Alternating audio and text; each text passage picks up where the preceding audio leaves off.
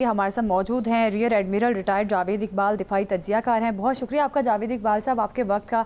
किस तरह से देख रहे हैं मार्का हक में पाकिस्तान को मिसाली कामयाबी मिली और इस अरसे में दुनिया भर में पाकिस्तान का वक़ार भी बुलंद हुआ।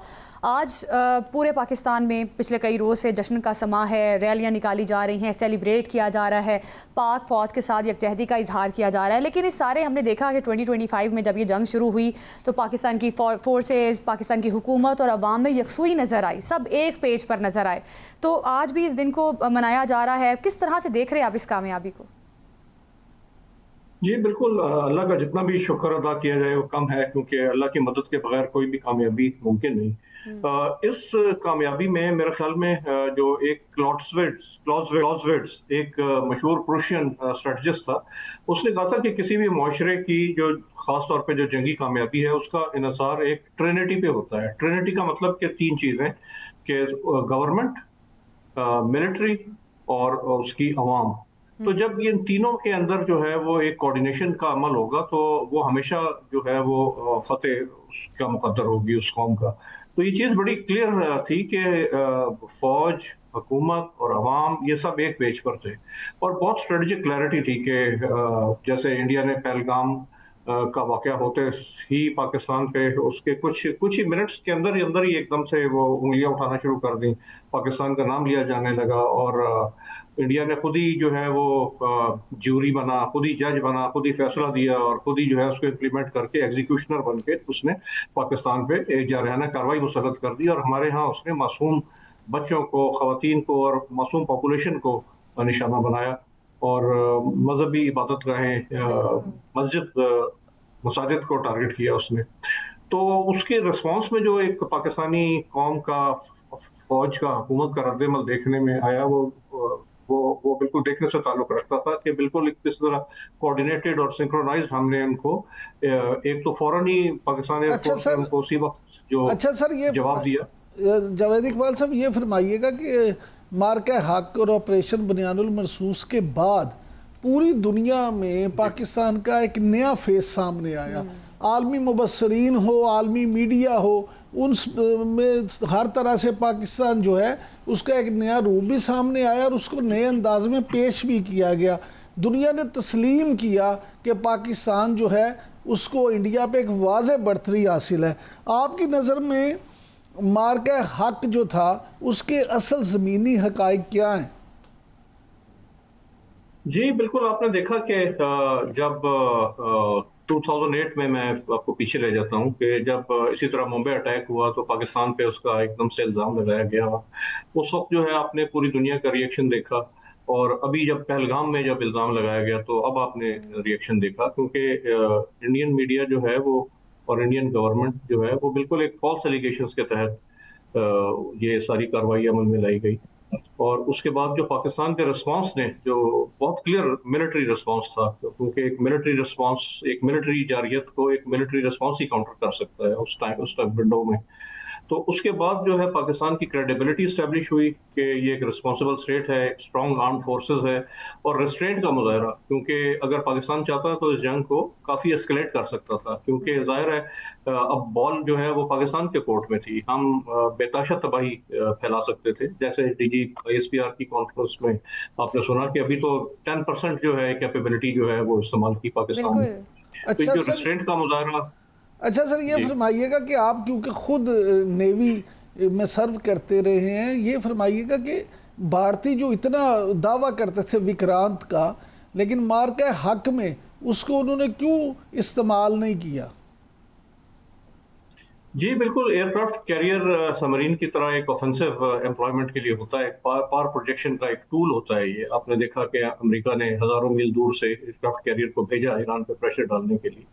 लेकिन जंग की नौयत, जंग का किरदार भी चेंज होता जा रहा है। अभी आपने देखा कि low cost drones, long range, जो कम कीमत के जो मिसाइल, एज कम्पेयर टू जो $13 बिलियन के एयरक्राफ्ट कैरियर अमेरिका के जैसे थे, तो उनको पीछे हटना पड़ा, क्योंकि जंग अभी तब्दील हो गई है। तो इसी तरह जो है ये इंडिया बहुत बुलंदो बांग दावे तो करता रहा है कि Indian Indian ocean is India's ocean, और पाकिस्तान का हम ब्लॉकेड कर देंगे। लेकिन जब चिप्स डाउन हुई, जब सामने एक्शन की बात आई, तो उन्होंने कहा कि ये तो बहुत ज़्यादा थ्रेट है और इससे हमारी फोर्सेस टारगेट हो जाएंगी, हमारा मोरल हर्ट होगा। अगर एक कैरियर टारगेट हो जाए तो आप समझें कि उसकी नेवी के लिए वो डूब मरने का मुकाम है, अगर वो एयरक्राफ्ट कैरियर ना भी डूबे।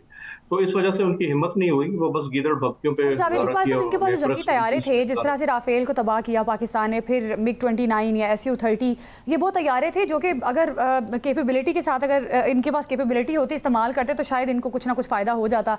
लेकिन क्या समझते हैं, क्या वजूहात हो सकती हैं कि वो ऑपरेट नहीं कर सके, इनको प्रॉपर तरीके से ट्रेनिंग की कमी थी? हालांकि अगर देखा जाए तो भारत का दिफाई बजट भी बहुत ज़्यादा होता है और अभी दिफाई बजट को मज़ीद बढ़ा दिया गया है। तो क्या लगता है आपको, कहाँ लैक ऑफ ट्रेनिंग भी इसकी एक बड़ी वजह है, या आपको क्या लगता है, क्या इस पे आप कहेंगे?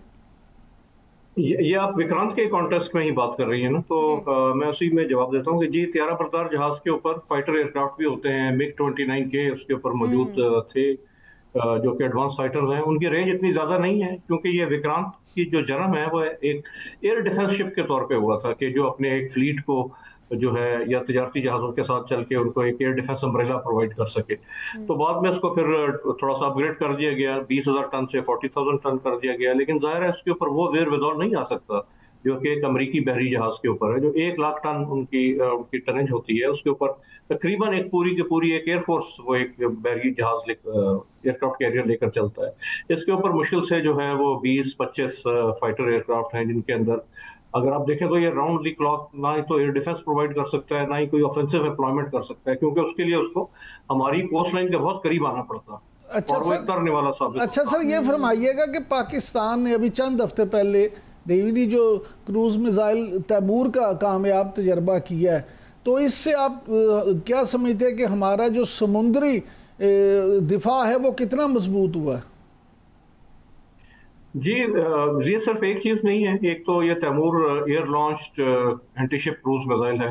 इससे पहले जो है इसी तरह तैमूर की जो लैंड अटैक वेरिएंट थी उसका टेस्ट हुआ था। फिर स्मैश मिसाइल का आपने सुना कि जो जो सुपरसोनिक स्पीड से from ship to anti ship target करता है, और सुपरसोनिक स्पीड से अगर मिसाइल आए तो शिप के लिए रिस्पॉन्स टाइम जो है वो बहुत कम हो जाता है और बहुत कम चांसेस हैं सर्वाइवेबिलिटी के कि जिस फोर्स से वो हिट करता है।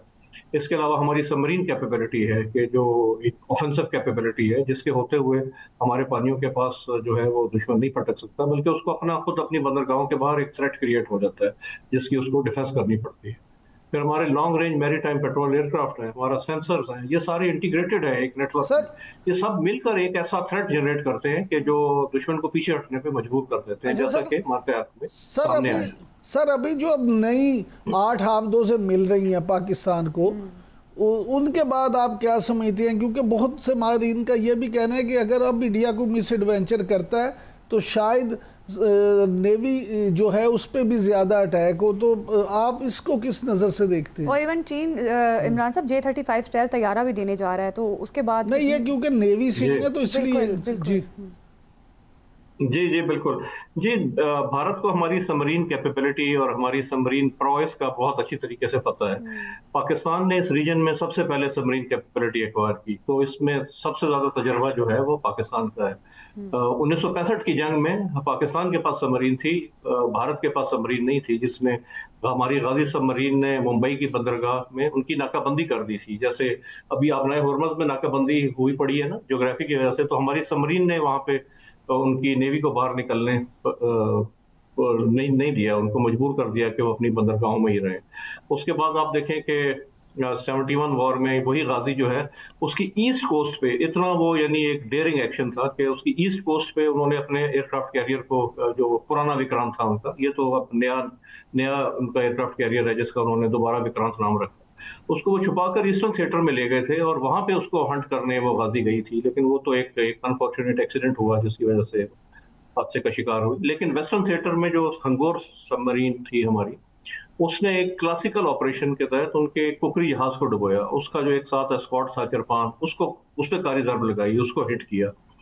तो अब जैसे उसी हंगोर के नाम पे ये जो हमारी चाइना से अब जो 8 सबमरीन इंडक्ट होने जा रही हैं, जिनमें से पहली कमीशन हो गई है हाल ही में, उनको भी हेंगोर क्लास का नाम दिया गया है उसी सबमरीन के ऑनर में और रिस्पेक्ट में।